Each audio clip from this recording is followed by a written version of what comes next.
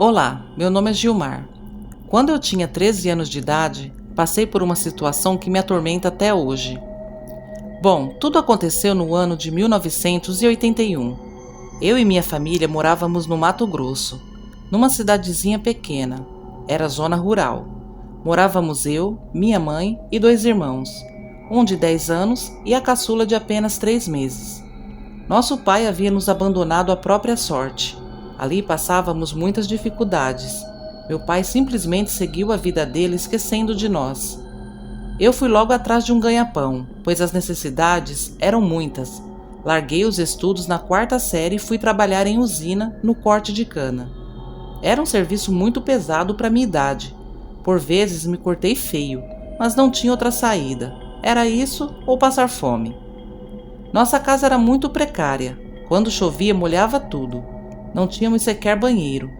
Era aquelas fossas no meio do quintal. Minha irmã começou a perder muito peso, pois minha mãe quase não se alimentava.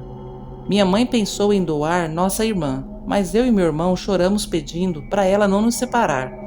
Hoje que sou pai, entendo o desespero dela. Ela tinha medo da bebê morrer de fome. O fato é que chegou o Natal e veio umas pessoas de outras cidades com peruas entregar ali naquela área algumas cestas básicas e brinquedos. Ficamos sabendo disso e corremos para lá, e nossa mãe foi junto com a bebê. No meio de tantas pessoas entregando essas doações, tinha um homem alto, branco, magro, com um bigode enorme, todo bem vestido, e ele botou os olhos em cima da minha mãe e não tirou. Ele fez questão de atender ela. Entregou logo 2 cestas básicas para ela e perguntou quantos filhos ela tinha. Ela nos apresentou e ele nos encheu de brinquedos. Ficamos todos felizes. Quando estávamos indo embora, ele chamou minha mãe e disse: "Olha, sobrou mais 2 cestas, quer para você?" Minha mãe, lógico, aceitou, pois nunca tínhamos visto tantos mantimentos juntos. Bom, ele se ofereceu a levar as cestas até nossa casa. Então fomos todos na perua que ele dirigia. Ele ia conversando com minha mãe, mas não prestei atenção no assunto, pois estava entretido com os brinquedos. Passamos o Natal muito abençoado, e uma semana depois aquele homem foi lá em casa e ficou conversando com minha mãe. O nome dele era Romualdo.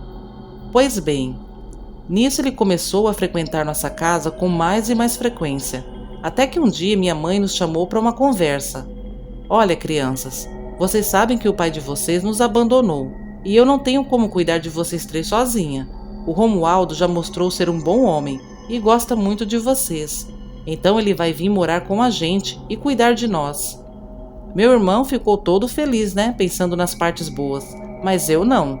Eu achei muito estranho um homem daquele que parecia até ter dinheiro assumir minha mãe com 3 filhos. Mas tudo bem, isso era ela que tinha que decidir. Então seu Romualdo veio de Malicuia para nossa casa. Logo já começou a ajeitar a casinha. Tirou as telhas quebradas, arrumou o chão, as paredes, as portas. Só não mexeu na janela do quarto da minha mãe. E era uma janela velha de madeira que, se desse um vento mais forte, arrebentaria tudo. Mas isso eu não percebi na época, e acho que ninguém lá em casa percebeu também. Bom, do nada, um dia vi meu pai no bairro, e estranhamente ele veio conversar comigo. Então contei que a minha mãe já tinha outro marido, e que ele cuidava da gente.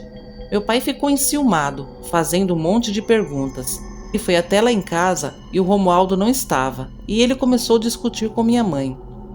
Então quando o Romualdo chegou, minha mãe lhe contou tudo. Ele não disse nada, só balançava a cabeça concordando com minha mãe. Passou um mês mais ou menos, o Romualdo disse que precisava viajar para resolver problemas de sua família lá na capital.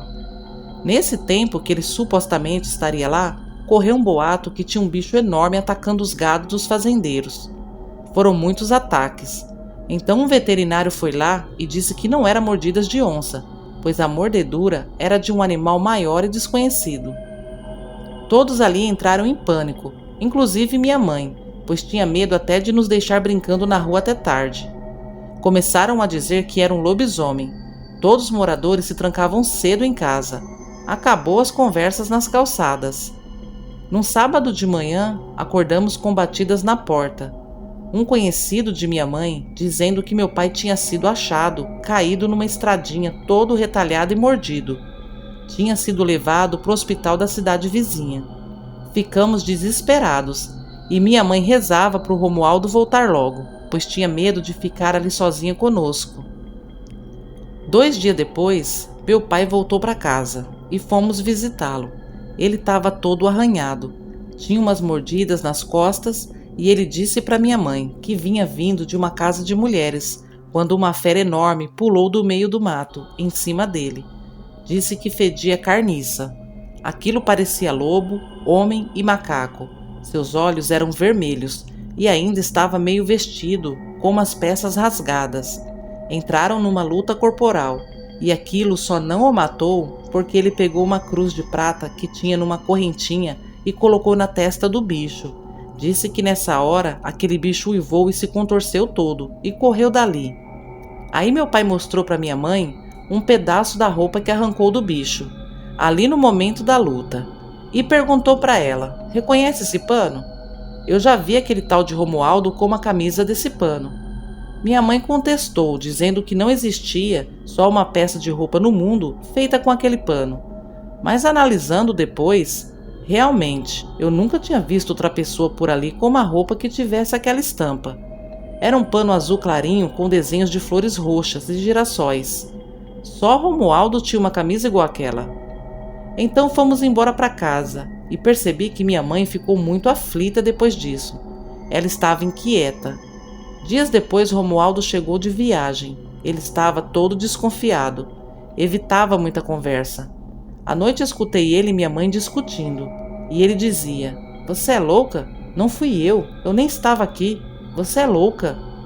E desde que ele retornou dessa tal viagem, os ataques acabaram.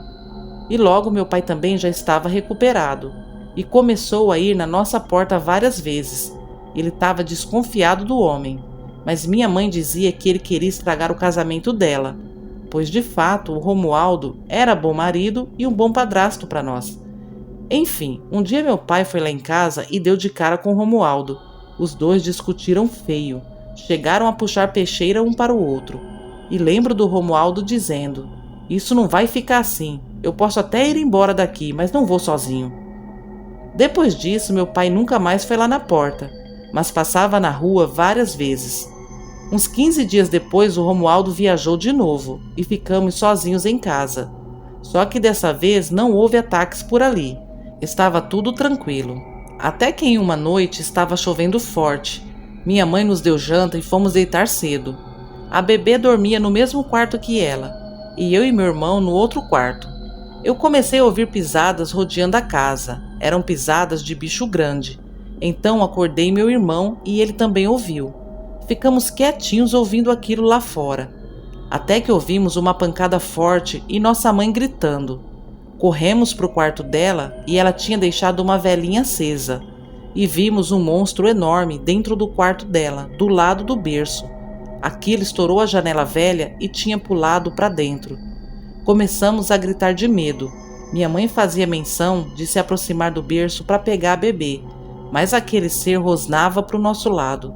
Aquilo devia ter uns 2 metros de altura. Tinha focinho de animal, poucos pelos no rosto, mas o restante do corpo era coberto de pelos. Ele era seco e fedia muito. Tinha dentes grandes e os braços compridos. Foi a cena mais horrível que eu já vi, até me arrepio de lembrar. Minha mãe gritava para aquele ir embora, mas aquele lobisomem pegou a bebê no colo e fez menção de sair pela janela. Foi quando aquele bicho levou uma paulada na cara e caiu para trás. A bebê caiu no chão também, chorando muito, sorte que ela não se machucou. Minha mãe pegou ela no colo e corremos para fora do quarto. Meu pai pulou pela janela e acunhou aquele bicho no cacete. Eu fiquei na porta olhando e, se precisasse, ajudaria meu pai, mas não precisou.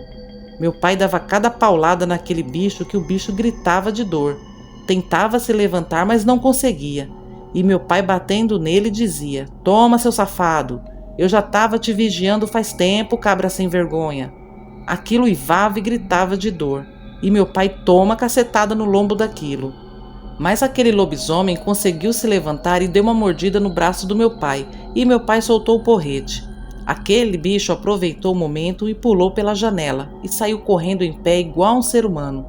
Meu pai não foi atrás dele, pois estava chovendo muito e não sabia para qual direção ele havia corrido. Então ficamos ali acordados até o dia amanhecer. No dia seguinte, meu pai arrumou a janela e reforçou as portas, e ficou ali dormindo em casa por quase um mês de tocaia. Mas o Romualdo nunca mais apareceu, e nem pela cidade ninguém mais viu ele. Depois disso, nunca mais minha mãe nos deu padrasto, e meu pai se tornou mais presente em nossas vidas. Mas nunca vou esquecer daquela noite assustadora. Nunca imaginei ficar cara a cara com um lobisomem. Isso me assusta até hoje. Boa noite. Bom, gente, esse foi o relato de hoje. Espero que vocês tenham gostado. Se vocês gostaram, se inscrevam no canal, deixem seu like, compartilhem e até a próxima.